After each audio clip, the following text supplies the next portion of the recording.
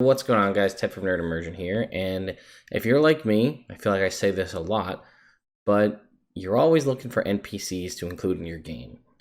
Whether they be simple CR 1/8 or 1/2, or even zero commoners to just build out a town, or something pretty substantial in the teens range to have as either an enemy or an ally for the party. So if any of that has ever come across your DMing plate as something you like to have, well, this DM's Guild review, we're going to be covering adaptable NPCs, where we're going to talk a whole bunch about that, and this one even includes adventure hooks to get them involved in the game. So stay tuned.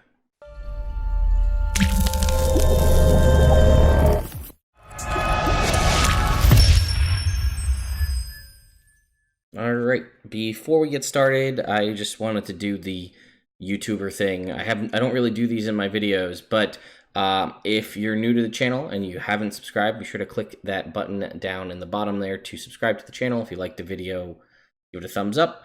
And if you're unaware, I do stream on Twitch every Monday, Tuesday, Wednesday, with the exception of this past week, and every other Sunday. So if you'd like to see us play games live or build characters and things, come and check out the Twitch channel, link in the description.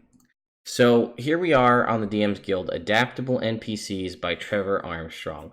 I will say up front, I was provided this module here, this product, as a review copy. It's not going to sway my opinion one way or another. I'll still give you my honest opinion. But as you can see, it's got 31 ratings. It's 4.5 stars. It's a best mithril seller. Clearly, you know, it's out there. You can also get this in a hardcover printed book if you want for $34, or soft cover for $29, and you can get the combo PDF and hardcover for $40. Again, as a paid module where you have to pay $15 to buy it yourself, I'm not going to go through every single NPC. One, because this is a pretty exhaustive guide. It would be pretty exhausting on me to go through every single one. But if I went through all of them, it would really cut back on you guys actually going to want to pick it up and pay for it yourself. So I will give you a couple of NPCs and maybe one adventure, and then you can choose from what I go through with you if that's worth it. So let's go ahead and open it up here. You can see we've got some pretty cool paladin-looking art here. A host of new NPCs for Dungeon Masters for use for any purposes. Adventurers, clergymen, royal guards, scouts and wizards, friends and foes alike. Created for the world's greatest role-playing game. So here you can see we have some nice flavor text for King Costas depicts a brave sun knight standing as a symbol of righteousness, ready to face off against the wicked and unholy. We have text and sort of lore around the front cover, which is actually something that's included in every printed D&D manual. So if you haven't seen that, check that out. There's like a little piece there inside. Okay, so you can see the contents. We have adaptable NPCs and challenge ratings, and then here's the pathways to adventure. So what I will do is I will grab probably one of these.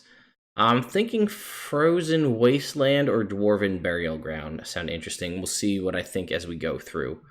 And then here you can see the NPC list. So you can see we have everything from what I kind of alluded to at the beginning, from challenge rating 1/8 all the way up to challenge rating 15. So let's see. Let's grab maybe 3. We'll grab like a low tier, a mid tier, and a high tier NPC, and we'll go through them together. So I feel like, let's see. Let's go with one that's between 1/8 and 2. Let's go with, we'll look at, the Forest Fairy. Sounds interesting. So that's on page 25. So we'll check that out first. In the mid tier, we have the Dragoon. Kind of been getting a Legend of Dragoon nostalgia feel lately, so we're probably going to check out the Dragoon. And then in the high level, let's see. So you can see like we have the Blade Singer. Oh, the Nightblade. That sounds cool. All right, so we'll go first the Forest Fairy, which is page 25. Then we'll do the Dragoon on page 18. And then the Nightblade on 39, and then we'll go to an adventure. So let's just jump ahead to page 25. The Forest Fairy. Forest fairies are beautiful and curious creatures drawn to wooded areas throughout the realm. And here is our stat block. Challenge rating 1, It has an AC of 12. It's kind of, I would almost call it like an advanced sprite or pixie. 28 HP, fly speed of 25 feet. Because it is a fairy and like a pixie type creature, that means it's only going to have a fly speed, because like if you think about Tinkerbell, she doesn't really walk, is my guess. Maybe you include a walk speed of like 5 feet if you really want to go that route, but regardless. Because even a bird, which is flying all the time, more often than not, still has a walking speed. Charisma saving throws makes sense for a fey creature. Insight and perception, common and sylvan, again, all standard stuff. The fairy has advantage on all survival and stealth checks in woodland terrain. Okay, has innate spellcasting, a common feature for most fey. At will druidcraft, guidance, and spare the dying, so kind of a healer NPC. 3 times per day each, animal friendship, barkskin, detect evil and good, detect poison and disease. And once per day each of augury, bless, sanctuary, and telepathic bond. That would be Rary's telepathic bond. For those of you curious, the spell, if you're looking it up in the player's handbook, but due to kind of copywriting and the nomenclature behind it, I think it's all owned by TSR. I'm actually going to do a video on that now that I think about it. But that's why it just says telepathic bond. Nimble, the fairy does not provoke attacks of opportunity when moving out of a creature's reach, so this is similar to an owl's flyby ability. And Woodland's protectors, the fairy's advantage on intelligence, wisdom, and charisma saves against magic. Okay? Makes 2 short bow attacks with a +4 to hit, a standard short bow range of 83-20, and a d6 +2 piercing damage. So nothing crazy. They enjoy interacting with others. They mainly engage outsiders to discern their true motivations. They view their place in the realm mainly as facilitators of the forest, helping the plants and animals who call this place home to prosper. So this is a pretty cool little NPC. Again, like a slightly stronger, I think, just off the top of my head, when I think about a pixie and a sprite in the monster manual, although I don't very often use them, so I'm not too familiar. But this has a very similar vibe. It has more druidy, cleric-y type spells, no actual healing, but some interesting, abilities, and could be a cool NPC for the party to interact with. You're going to put them in the forest somewhere. These could be guardians. If you have a druid NPC, maybe it's a friend or an ally, or a series of them are allies. And you can see we've got some kind of Tinkerbell-ish art here. Very kind of, I like the art style on this, actually. It's kind of like almost sketchy, almost. We can see the lines. I like that. All right, so the Dragoon was next. Here we go. We got some sweet Dragoon armor. We've got a spear looking like Dragoon. Dragoons armed with lances and riding atop their mighty steeds are highly trained elite fighting force. These mounted cavalry are highly employable due to their ability to disperse threats to a kingdom with ease, given their high mobility. Okay. Humanoid of any race, half plate armor for 16 AC, 149 hit points, 30-foot movement speed, 60 when mounted. We've got animal handling, obviously. Perception. Challenge rating 6. If the Dragoon moves at least 40 feet towards a target and then hits with its lance, attack on the same turn, the target takes an extra 3d12 piercing damage. That's solid. Mount. The Dragoon rides atop a warhorse. Monster Manual, page 340. Its movement speed is 60 feet. Mounted Combatant. While the Dragoon is mounted and isn't incapacitated, has advantage on melee attack rolls against unmounted creatures smaller than its mount. Also, the Dragoon does not have disadvantage when it uses a lance to attack a target within 5 feet, because that's part of the way a lance works. A Seasoned Rider. The Dragoon has advantage on saving throws made to avoid falling off its mount. If the Dragoon falls off its mount and descends no more than 5 feet, it can land on its feet and isn't incapacitated. The Dragoon can dismount its warhorse as a free action, requiring no movement. Typically, something that doesn't come up often, if you dismount from a mount of some kind, it's half your movement speed. Multi-attack makes 3 lance attacks. Reminder, lances do have a 10-foot reach, as you can see here. +6 to hit, 1d12, +3 piercing damage. So I like it, but it's not what I was thinking of. When I think Dragoon, I think still like a spear, lance-wielding character, but I also think, I don't know, mine is all a very jumpy, high into the air, stabbing down with a spear.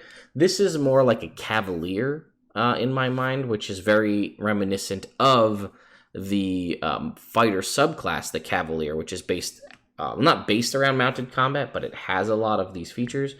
The only benefit of this is here it lists it as a warhorse. You could obviously take this NPC and put them on any kind of mount. You could make them, say, like on a wyvern. You know what this reminds me more of, and that might be what they were going for, sort of like a Fire Emblem kind of spear wielding like cavalry character. So I would put this person on, say, like a wyvern or a Pegasus. And that kind of is what the vibe I'm getting from them. But I was thinking more like leapy, jumpy, stabby Dragoon rather than just, you know, mounted combatant Dragoon. And I don't remember what page the Nightblade was, so there we go. Past the Nature Priest, Tempest Priest, the Proprietor. I think we're going the wrong way. Where you at, Nightblade? Ooh, I kind of want to check that one out. Nightblade. Here we go. Look at that art. That looks cool. All right. Some assassins are born while others are made. The Nightblade is constructed through the binding... Ooh, it's a construct. This is cool. Through the binding of a dark spear to a humanoid construct of stone with threads of shadow magic, keeping it all together. So construct, AC 17, 104 hit points. Immunity to necrotic poison. Oh, this thing would be brutal to fight. Immunity to necrotic, poison, psychic, bludgeoning, piercing, slashing from non-magical weapons that aren't adamantine. Condition immunities: charm, exhaustion, frighten, paralyzed, petrified, poison. 120 feet of dark vision. Understands thief can and one language of its creator but can't speak. One with a knight, it can take the hide action as a bonus action. Additionally, if it has advantage on a dex stealth check, or it has advantage on dex stealth checks and perception checks made to hide in dim light or darkness. Wait, what? It has advantage on stealth checks to hide in dim light or darkness. That makes sense. But it has advantage on wisdom checks made to hide. Maybe that's supposed to be disadvantage on wisdom checks to be found. Or it has advantage on perception checks in dim light or darkness. So there's just a little bit of grammar there. That's not too bad. Sneak attack once per turn. 96 damage if it hits a target with a weapon attack and has advantage on the attack roll. Or when the target is in 5 feet of an ally of the Nightblade. So it has sneak attack. Sunlight sensitivity. While in sunlight, the Nightblade has disadvantage on attack rolls and perception checks, so that is pretty interesting. And it makes 2 shadow sword attacks, and its shadow swords do 5d6 necrotic damage. Damn. Plus 9 to hit. So if you hit and you sneak attack with this Nightblade here, you're doing 5d6 necrotic damage plus nothing? Strangely enough. I mean, I guess that's okay because you're doing so much damage, but it doesn't get the modifier at all. So it doesn't have any, it has a 0 strength unless they're saying that the Shadow Sword is a strength-based attack, but it seems like it should do plus dex, would be my guess, just reading it. But so ignoring that entirely, the Shadow Sword would do 5d6 necrotic damage plus 9d6 damage. It doesn't say, I guess, an extra 96, so 14d6 necrotic damage, I guess. Normally a weapon does a base damage, and then you would, the sneak attack would be the weapon's damage. So I guess, if I'm reading that correctly, this thing does 14d6 necrotic damage if it hits you with sneak attack. Either way, I'm glad we picked the Nightblade, because this is pretty badass. And what would be really cool is if it's done up in such a way that the players initially don't know that it's a construct, because it has a 20 dexterity, and you think a lot of constructs are, not all, but typically sort of bulky, and, you know, a lot of people play constructs as almost like robotic. But with a 20 dexterity, this thing could be zipping around and flipping and all sorts of stuff like that, and then like going to hit it and then finding out it's immune to poison, trying to do all these sort of conditions, charm, petrify, paralyze, and it just shakes it off like it's nothing. I could definitely see a really cool, like, T-1000 Terminator style scenario where you're just like chasing people down and people are trying to like beat this thing up and stop it and slow it down. It's just coming after them at high speed, and it just wrecks your day with these shadow swords. That's, I don't know, I'm a big fan of this one. And I feel like I saw the Pale Master, and I love Necromancers, so let's go look at that. It's the next one, right? Or 2 down. This is a challenge rating 12, so we're getting 4 out of this one. 12 AC, 15 with mage armor, 204 hit points. Magic users obsessed with the study of life and death, specializing in incantations that allow them to harness the very life force that flows through all creatures. So let's see. So typically, I think the Pale Master, at least in D&D 3.5, was a prestige class focused on controlling and managing of undead. So let's see how that translates, if it's at all related. Saving throws and intelligence and wisdom. So this is very wizard-y. Resistances to necrotic, bludgeoning, piercing, slashing from non-magic. When the Pale Master succeeds on a death saving throw or stabilizes a creature with Spare the Dying, the Pale Master regains 2d8 plus 5 hit points. So they gain when they use Spare the Dying. So it seems kind of cleric-y, but look at this. Chill Touch, Minor Illusion, Ray of Frost, Resistance, Spare the Dying. So this is like a mixture wizard cleric, I'm guessing. Blindness, Deafness, Mage Armor, Ray of Enfeeblement, Shield. Nope, I lied. Looks like it's just a wizard with Spare the Dying, I think. Acid Arrow, Detect Thoughts, Invisibility, Mirror Image, Misty Step, Animate Dead, Bestow Curse, Counterspell, Dispel Magic, Slow, Blight, Dimension Door, Phantasmal Killer. Yeah, this is essentially just a wizard with Spare the Dying as a spell. Cloud Kill, Dance Macabre. Oh, what a good spell. Dominate Person, Create Undead, and Disintegrate, Finger of Death. Undead Affinity. The Pale Master can hold its breath indefinitely and does not require food, water, or sleep. Additionally, undead have disadvantage on attack rolls against the Pale Master, and the Pale Master has advantage on saving throws against spells and other magical effects created by undead. And then it has Undead Graft, melee spell attack. Complete to hit 2d6 plus 4 necrotic damage. If the target is a creature other than an undead, it must succeed on a DC 16 con save or be paralyzed for a minute. The target can repeat the saving throw at the end of each of its turns, ending the effect on itself as a success. So any non-good alignment, so your Pale Master here doesn't necessarily have to be an evil person, and they're less necromancy-ish than I would prefer. So the Undead Graft almost seems, just by how it's written, kind of reminds me of like a Lich's Withering Touch. Although this one just does a paralysis. So maybe that's what it's supposed to be, is you grafted maybe like a ghoul arm or something to yourself. Either way, still cool. I mean, it can cast Animate Dead, Dance Macabre, Create Undead, so it can make undead minions. I just was hoping for like a, I don't know, almost like a Necromancer wizard has the boosts to their undead that they create, but that's fine. So let's scroll down to an adventure path. Keep going. All right. What do we got here? Well, we landed on Dwarven Burial Ground, so that's what we will go with. Grave thieves care little for curses and hexes placed on ancient burial grounds.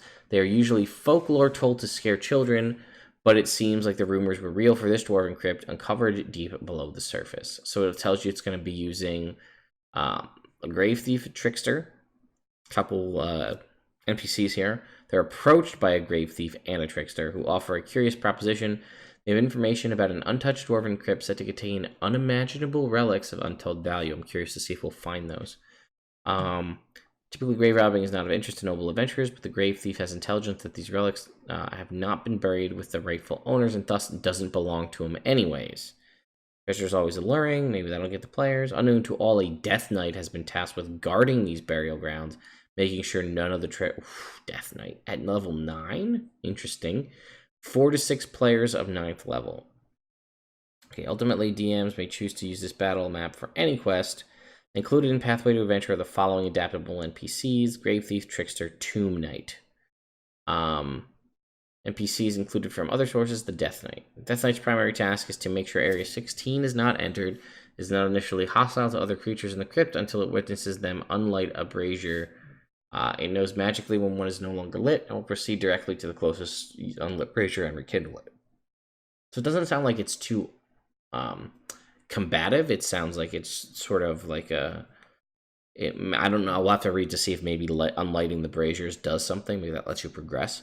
It's up to the DM to determine how an interaction will play out with the Death Knight. There you go. Will players side with the unholy undead or the morally challenged thieves? So these are pretty nice maps. Like, look at this. Is this 40 rooms? This is a pretty decent little dungeon crawl here. And we do have stuff for the rooms. So let's see. Area 1. The players arrive at the entrance to the burial ground, a room with 8 pillars. Each pillar is a small alcove in the middle, a small brazier sitting inside. Below the alcove, engraved on each pillar is a unique symbol. Starting northwest going clockwise, there are a mountain, a dragon, a candle, a moon, a rose, a human, a raven, and a book. Stone door leading to Area 2 is locked and can only be opened by magical means. Engraved into the middle of the door is an hourglass. To open the door, the players must light the braziers in an order representing a life cycle of each of the symbols. A candle, a moon, rose, raven, human, book, dragon, mountain. Representing a life cycle of each of the symbols? I'm not sure I get that. Let the players struggle with the puzzle a bit, but ultimately the grave thieves can provide insight if the players are stuck. The tombs in this room are empty. So wait a minute. Players must light the braziers in an order representing a life cycle of each of the symbols. Candle, moon, rose. I don't get that. Oh, maybe that's how long the life cycle of each thing will last. A candle will go out first, will burn up first. But the moon is eternal, unless that means just when it's risen, and a rose will last longer. A raven will live longer than a rose. I don't get it. Okay, whatever. Come up with an interesting or better mechanic in my mind. Okay, hallway areas 2, 3, 5, etc. These are areas typically empty unless the party encounters a crypt guardian. Okay. 4, one large initially unlit braziers in each of these rooms. 4, 11, 22, and 33. Okay.